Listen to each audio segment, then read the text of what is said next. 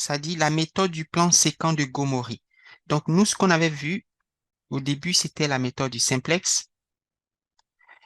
Et la méthode du simplex, on l'utilisait euh, lorsque les variables sont non négatives. Donc, on avait les contraintes de non-négativité. Ça fait que quand on résout le problème, le programme linéaire, on peut trouver par exemple 2,8, on peut trouver 5 tiers, c'est correct, en autant que ce soit positif. Mais voici le problème.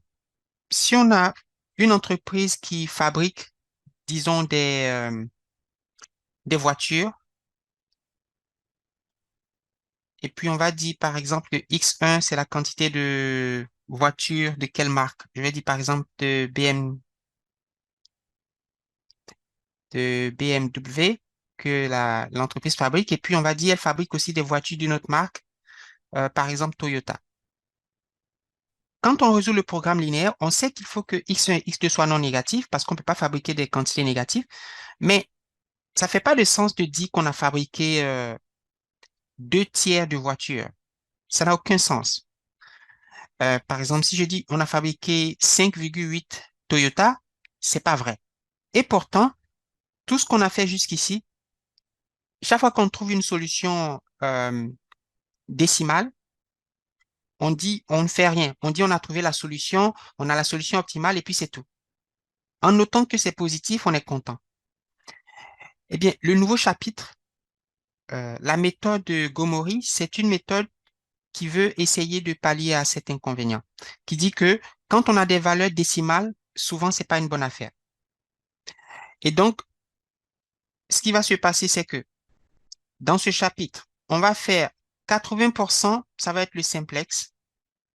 Donc, si vous avez bien compris la méthode du simplex avec les tableaux, vous allez trouver ennuyant ce qu'on va faire ce soir. Parce que vous allez dire, mais Olivier, c'est pratiquement la même chose. Et puis 20%, ça va être quelque chose qui va faire que, au lieu d'avoir des valeurs décimales, on va avoir des valeurs non décimales. C'est ce que monsieur appelle des entiers. Alors, les entiers, c'est comme 1, 2, 3, 4, 5, comme il n'y a pas de virgule.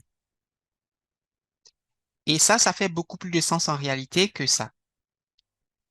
Donc, si à l'examen, vous voyez une question qui dit, en utilisant la méthode de Gomori, sachez que ben, c'est ce qu'on va faire maintenant. On va faire le simplex et puis après le simplex, on va faire quelque chose pour enlever les décimales.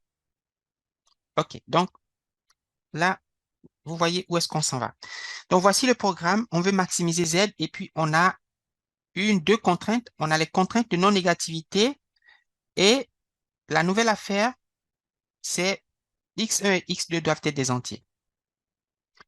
Pour résoudre ce programme, on va faire comme s'il n'y avait pas d'entier.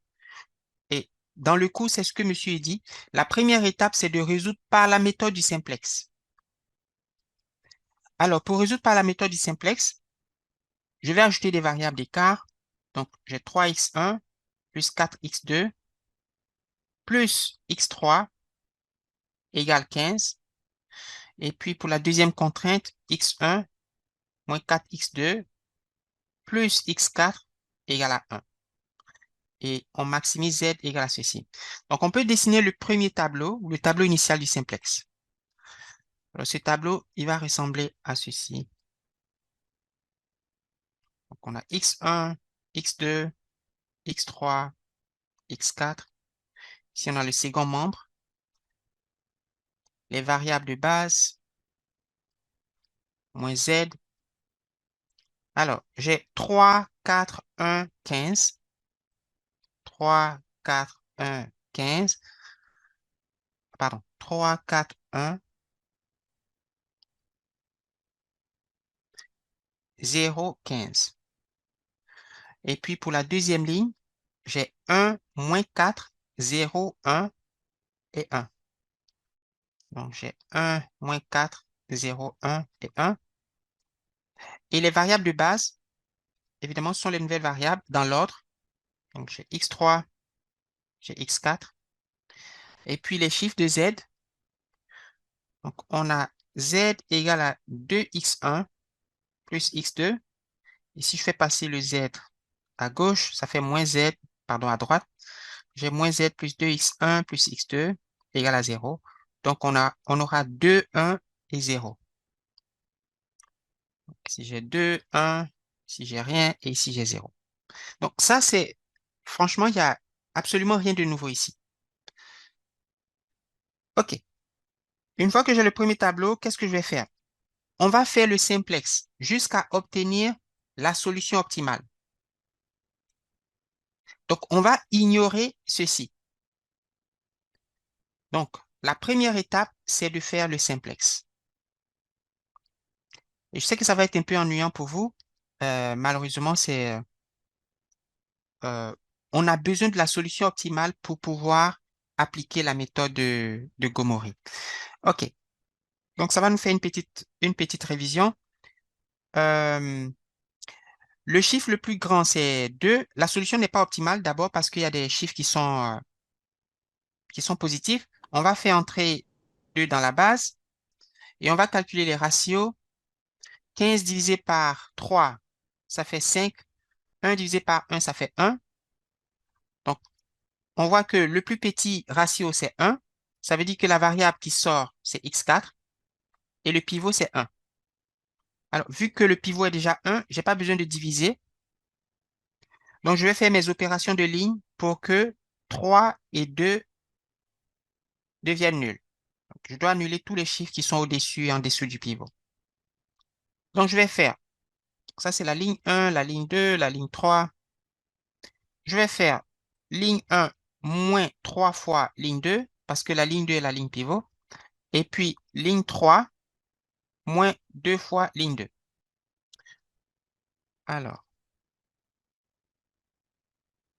donc j'ai x1, x2, x3, x4, puis j'ai second membre. Euh, la variable qui est sortie, c'est x4, et elle laisse sa place à x1. Donc, x3, il ne bouge pas, mais x4 devient x1. Puis j'ai moins z. La ligne 2 ne change pas parce que c'est la ligne pivot. Et on va faire 3 moins 3 fois 1, c'est 0. 4 moins 3 fois moins 4. Ouais, c'est la partie la plus ennuyante de cette affaire. C'est tellement ennuyant, mais bon, on n'a pas le choix. 4 plus 12, ça fait 16. On peut le faire en même temps pour ne pas que je fasse des erreurs. Comme vous vous souvenez, on fait une petite erreur et puis tout est mauvais. Ça, c'est la mauvaise nouvelle avec le simplex. Et comme la dernière fois, on avait fait une erreur, ça nous a perdu beaucoup de temps. Donc, j'essaie de faire le calcul mentalement. Je n'ai pas ma machine, mais vous pouvez le faire en même temps. Comme ça, si je fais une erreur, on peut le corriger. 1 moins 3 fois 0, c'est 1. Et 0 moins 3 fois 1, ça fait 0 moins 3, ça fait moins 3. Et 15 moins 3 fois 1, 15 moins 3, ça fait 12. Donc, j'ai fini avec la ligne 1. Je passe à la ligne 3. Donc, je fais ligne 3 moins 2 fois ligne 1. Non, ligne 3 moins 2 fois ligne 2. 2 moins 2 fois 1, c'est 0. 1 moins 2 fois moins 4, ça fait 1 plus 8, ça fait 9. 0 moins 2 fois 0, c'est 0. 0 moins 2 fois 1, c'est moins 2. Et 0 moins 2 fois 1, c'est moins 2. On a fini la première itération. On regarde le tableau. On voit qu'il n'est pas optimal parce qu'il y a un chiffre qui est positif. Donc, je vais rentrer x2 dans la base. Je calcule mes ratios. 12 divisé par 16. Ça fait combien 12 sur 16, s'il vous plaît? Je pense que ça fait 0, quelque chose, mais... euh, 0,75. OK, parfait. Ouais. Et puis, 1 divisé par moins 4, c'est moins 1 quart. Mais vous vous souvenez qu'on ne prend pas les négatifs. On ne prend que les positifs. Donc, la variable qui sort, c'est x3. Le pivot, c'est 16. Et x2 va rentrer à la place de x3. Et vu que j'ai 16, je veux 1. Je vais diviser la ligne 1, ligne 1, ligne 2, ligne 3, par 16. pour que mon pivot devienne égal à 1. Donc, c'est ce que je vais faire. Donc, j'ai x1, x2, x3, x4, second membre. Alors, x3 est sorti, il laisse sa place à x2. Et puis, x1, lui, il ne change pas. Puis, ici, j'ai moins z. Euh, si je divise la ligne 1 par 16, 0 divisé par 16, c'est 0. 16 divisé par 16, c'est 1. Et c'est bien parce que c'est ce que je veux. 1 divisé par 16, ça fait combien, s'il vous plaît? Je peux écrire 1 sur 16, mais je pense que en décimale, 0 point combien? 0,0625. Très bien, merci. Et moins 3 divisé par 16, je vais écrire moins 3 sur 16, mais ça fait moins 0 point quelque chose aussi. Et puis 12 divisé par 16,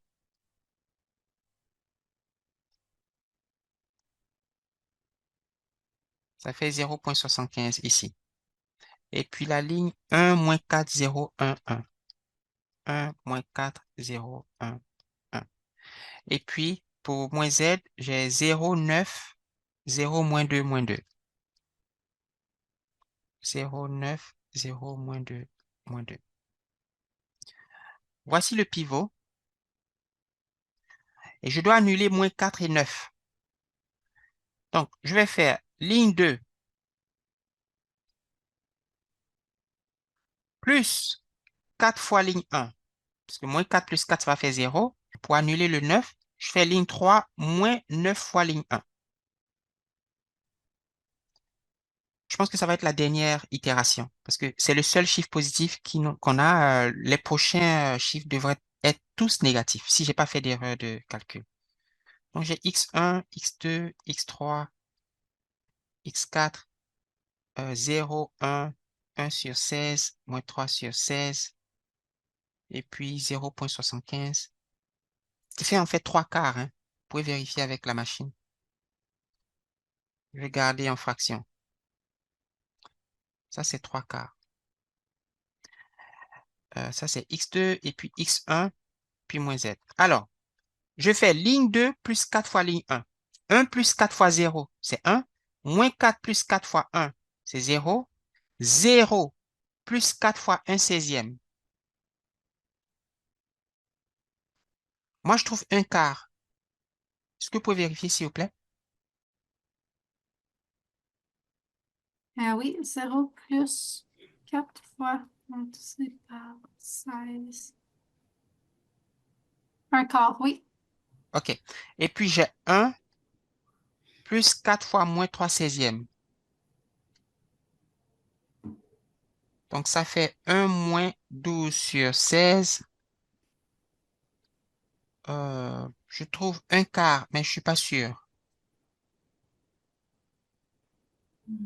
16 moins 12, c'est 4. 1 moins 12 sur 16, ou bien 1 plus 4 fois moins 3 seizièmes. Un quart aussi. Un quart. Et puis, j'ai 1 plus 4 fois 3 quarts. Moi, je trouve 4.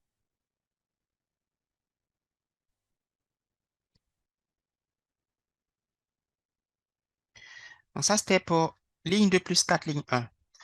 Et puis, si je fais ligne 3 moins 9, ligne 1, j'ai 0 moins 9 fois 0. Ça fait 0. 9 moins 9 fois 1, ça fait 0. 0 moins 9 fois 1 seizième. Euh, je vais écrire moins 9 seizième. Et puis, moins 2 moins 9 fois moins 3 seizièmes. Là, je ne suis pas sûr. Alors, je vous laisse faire le calcul et puis me dire. Moins 5 sur 16. Moins 5 sur 16. Mais j'ai juste une petite question, Olivier, pour la ligne X1. Oui, C'est quoi? Est-ce que c'était L2 divisé par 4 la ligne X1 dans ici. ton graphique mauve?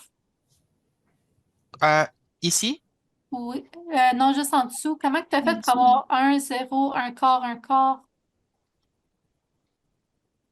euh, j'ai fait ligne 2 plus 4 ligne 1. Donc, je fais 1 plus 4 fois 0, c'est 1. Moins 4 plus 4 fois 1, ça fait 0. 0 plus 4 fois 1/16, ça fait un quart. Et puis 1 plus 4 fois moins 3/16, ça fait un quart. OK. Est-ce que je me suis trompé, peut-être? Non, c'est juste que j'avais comme manqué cette partie-là, mais oui, je comprends. OK, c'est bien. Et puis, il reste le dernier, moins 2, moins 9 fois, moins 2, moins 9 fois 3 quarts.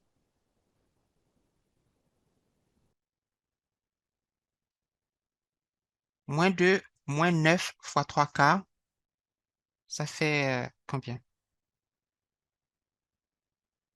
C'est quoi que tu veux qu'on calcule, pardon? C'est -9. Moins 2, moins 9 fois 3 quarts.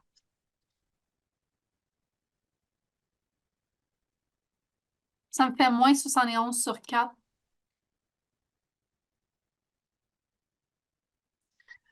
La solution est optimale à cause que tous les coefficients de la ligne de moins z sont négatifs ou nuls.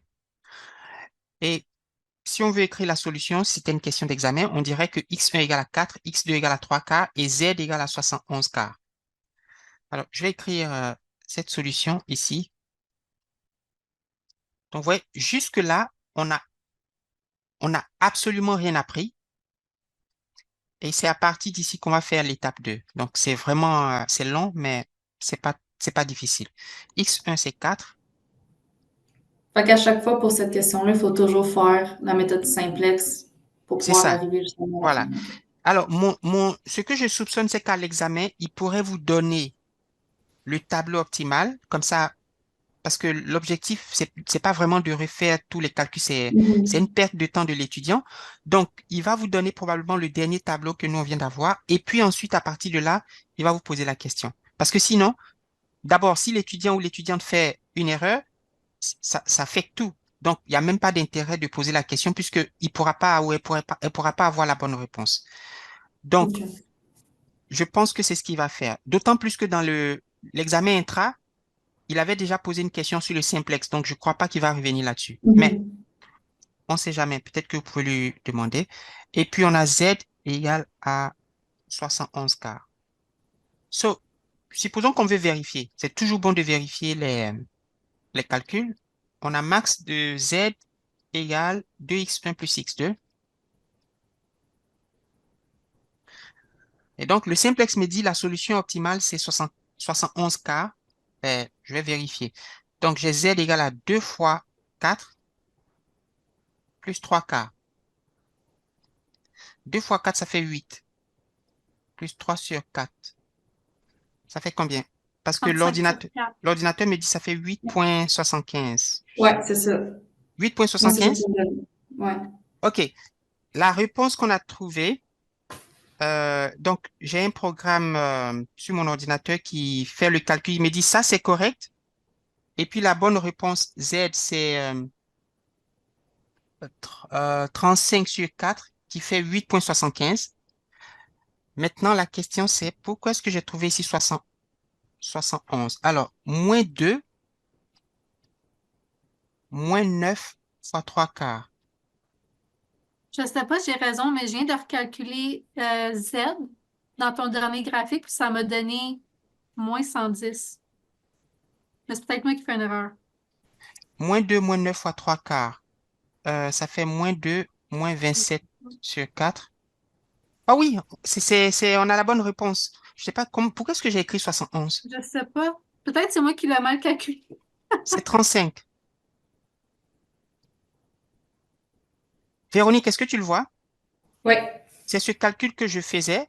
Je viens de vérifier, ce calcul me donne moins 35 quarts. qui fait exactement 8,75. 8,75. Voilà. Ça aurait été très, très, très frustrant de... Tu arrives à la solution optimale et puis quand tu vérifies, ça marche pas, ça fait très mal, hein. Parce que là, tu t'es dit, je dois recommencer. OK. Donc, on a la bonne réponse. Alors, voici la question. Avant, on s'arrêtait ici et puis on disait on a trouvé la solution, mais l'une de ces solutions n'est pas entière. Parce que regardez le programme, monsieur dit, je veux que x1 et x2 soient des nombres entiers. Alors, x1, c'est un nombre entier, c'est correct, mais x2, c'est un nombre à virgule, c'est pas bon. Et donc, c'est là qu'on passe à l'étape 2. Et je vais vous montrer comment est-ce que monsieur l'a dit dans son cours. Il appelle ça trouver une contrainte de Gomori.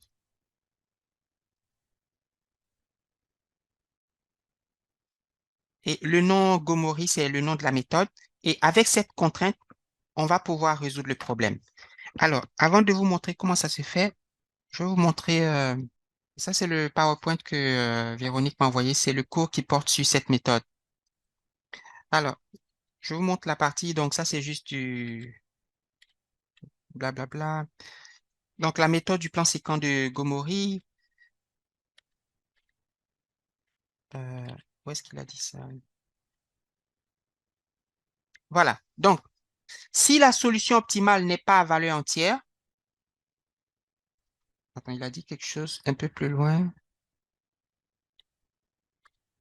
OK. Si elle n'est pas à valeur entière, alors on doit ajouter une ou plusieurs contraintes au problème. Ces nouvelles contraintes sont appelées des coupes de Gomori. Nous, on a fait le simplex et il y a une solution qui n'est pas à valeur entière. On va trouver une coupe de Gomori. Maintenant, voilà ce qui est nouveau pour vous, c'est qu'est-ce que monsieur appelle une coupe de Gomori et comment est-ce qu'on le trouve? Eh bien, c'est très, très, très facile. Malheureusement, voilà la mauvaise nouvelle. Ça dépend du dernier tableau du simplex. Autrement dit, si à l'examen, ce tableau est faux, alors la contrainte ou l'étape 2 sera aussi fausse. Et c'est pourquoi je pense, mais je ne suis pas sûr, que monsieur sera un peu gentil ou un peu intelligent de vous donner le tableau. Parce que je ne vois pas d'intérêt de vous demander de faire tous ces calculs, sachant que vous pouvez faire une faute ici. OK. Vous prenez le dernier tableau et vous regardez la ligne où le second membre est un nombre à virgule. On ne va pas prendre la deuxième ligne parce que c'est correct. C'est 4. Mais ici, il y a un problème. Donc, on va écrire l'équation. Comment? On va faire 0 fois x1 plus 1 fois x2 plus 1/16 fois x3 plus, donc en fait c'est moins 3/16 fois x4, donc c'est un signe moins, et ça c'est égal à 3/4 ou 0,75. Donc, j'ai trouvé mon tableau, le dernier tableau, et j'ai écrit l'équation de la contrainte qui correspond à la ligne où le second membre est un nombre à virgule. OK. Alors, je vais simplifier. 0x1, c'est 0. Donc, j'ai x2 plus 1/16 de x3 moins 3/16 de x4 égale à 3/4. Est-ce que ça va jusque-là? Oui. OK. Donc, ça, c'est pas encore la contrainte ou dans le cours, il appelle ça contrainte ou bien coupe. Donc, si vous l'entendez dire trouver une coupe de Gomori, c'est ce qu'on est en train de faire. Donc, une fois qu'on est arrivé ici, et pour bien comprendre, je vais faire un petit détour, une petite digression. Si je vous demande c'est quoi la partie entière de 2,8. Donc ça, c'est un nombre à virgule. Il a une partie entière, il a une partie décimale. C'est quoi la partie entière de 2,8, Véronique, à ton avis? Ce que j'écrivais, 2,8. Oui. La partie entière, Ah, ben, c'est deux. Ben, ça serait 2. c'est 2. La partie entière de 11,63, c'est 11. C'est C'est juste la 11. partie, voilà. Mhm. Maintenant, quand le nombre est négatif, c'est en fait, au lieu de -2, ça va être -3. Et ça, c'est quelque chose qui est un peu curieux, mais c'est comme ça que ça marche avec les négatifs. Tu prends le nombre qui vient après. Donc, par exemple, la partie entière de -5,66, c'est pas -5, c'est -6. Oui. La partie entière de -1,2, c'est combien? Moins 1. -2. Parce Ah, que, moins 2. voilà. Donc, ça OK, devait être non, attends, excuse, je -1, comprends. mais comme tu Parce que ajoutes dans un ma nombre, tête, quand c'est en haut de, quand c'est 5 et plus, mais t'arrondis vers le haut. très bien, c'est ça. Tu arrondis vers le haut. Donc, avec les positifs, tu n'arrondis Ben, pas, c'est juste le nombre. Avec les négatifs, tu dois arrondir. Ou si tu veux, tu ajoutes 1. Donc, quand c'est 2, ça devient 3, mais tu mets le moins. Quand c'est 5, ça devient 6, tu mets le moins. Donc, par exemple, la partie entière de -76,366, ça va être combien? c'est ça, OK. Ben, d'abord, je comprends toujours pas parce qu'admettons, si ton moins 76,368, OK? Admettons, c'était moins Mhm. 76,5 ou 0,6. D'accord, Ben là, c'est plus haut que 5, -76. donc ça m'aiderait. Ah, c'est parce que c'est négatif? Oui, oui, oui, c'est comme, parce que c'est négatif, tu le prends, ça devient automatiquement -77, quelle que soit la décimale qui vient après. Donc, c'est pas Fait que comme, même si c'est 0,2. OK. même si c'est .2, .1, regarde par exemple, la partie entière de -3,0008, c'est combien? Ça va être -4. C'est -4. OK. Mais dans le Et positif, c'est quoi qui dans le, arrive? posi- dans le positif, ça serait combien? Ça resterait 3? Ça reste 3. OK, fait que t'arrondis pas. Non, OK, Tu n'arrondis pas pour parfait. le positif, je ne sais pas si je dois le dire, tu arrondis pour le négatif, mais je ne sais pas comment le dire, mais vous comprenez un peu comment ça marche? Là, oui. Moi, je Maud, vais est-ce que être c'est... honnête, j'ai rien compris. Ah oui? C'est ça, parce que c'est différent parce qu'habituellement, quand tu calcules en maths, là, si tu as 2,8, mais tu Oui? arrondis toujours à 3. Très bien, c'est ça. T'as raison, Véronique. Mais ça s'appelle la partie entière et ce concept-là, c'est seulement dans ce cours-là que tu vas l'utiliser. C'est pas, OK. tu vois, par exemple, Maude, habituellement, si je te dis 2,88, tu l'arrondis à combien? Quoi? À 3. Mais quand je demande la partie entière de 2,88, tu dis 2. Oui. Mais ça, je comprends, mais je comprends pas que OK. tu as trouvé ton 2,8. 2,8? Où Comme ça? mettons. C'était juste un exemple, Oh oui, tout ça, 2,8. tout ça, ce sont des Ouais, exemples, hein. c'est juste un OK. exemple. Ouais. Hey, je me demandais, j'étais comme, j'essayais de suivre avec x2 plus 1/16e, plus, je comprenais pas. D'où Oui, ça OK. venait. OK. So, Exemple. exemple partout. Je OK. comprends. Ça fait que, et là, vous avez dit, mais quel est le rapport avec la méthode du simplex et puis de Gomori? C'est qu'on aura besoin de ce concept-là pour pouvoir trouver la coupe. OK. OK. Donc,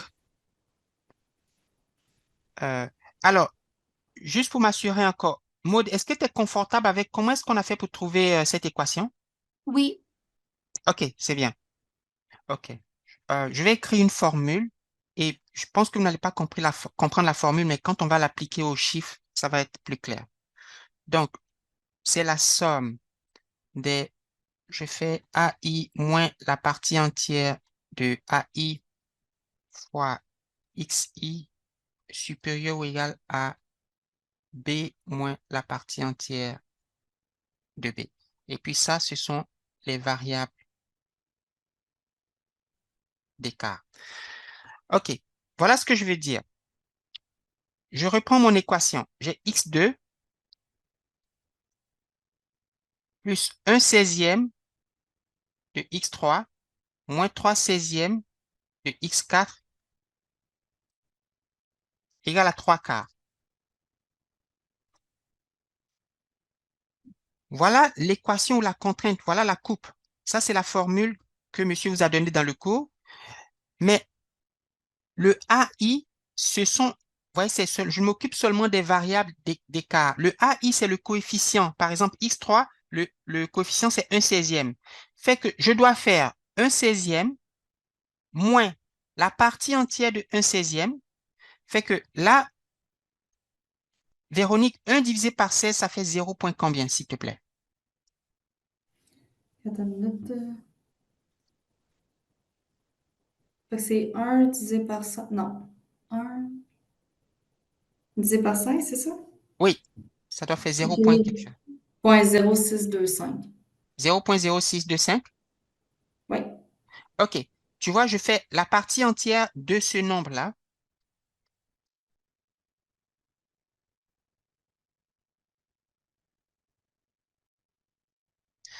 Et puis, je mets la variable, donc c'est x3. Et puis, le symbole sigma, ça veut dire que je fais plus. Et puis, je passe à l'autre variable d'écart, qui est x4. Je fais AI. Le coefficient, c'est moins 3 16e. Moins la partie entière. Alors, moins 3 divisé par 16, ça fait combien? Moins 0 point quelque chose. Oui, ça me donne moins 0.1875. OK. Et tout ça multiplié par x4 et ça doit être supérieur ou égal à b, c'est le second membre. Donc, je fais 3 quarts moins la partie entière de 3 quarts. 3 quarts, c'est 0.75. Donc, je fais moins la partie entière de 0.75. Le plus Olivier, dit. Oui, excuse-moi. J'ai une question pour savoir c'est quoi ton A, ta oui, variable A. c'est ça. Qu'est-ce qui Ce- nous confirme que c'est un 16e? Parce que ce sont, donc, j'ai les variables d'écart. X3 et X4 sont les variables d'écart, n'est-ce pas? Oui. Donc, je prends le coefficient de X3 et puis après, je fais aussi la même chose pour X4. Donc, Ah, OK. c'est juste le chiffre qui est en avant. OK. Oui. OK. On a fait le plus difficile. Le reste, c'est juste de mettre dans la machine. C'est quoi la partie entière de 0.0625? Juste pour m'assurer que vous avez compris ce qu'on faisait tantôt. Lui, là, il vaut combien? Parce qu'il est positif, n'est-ce pas?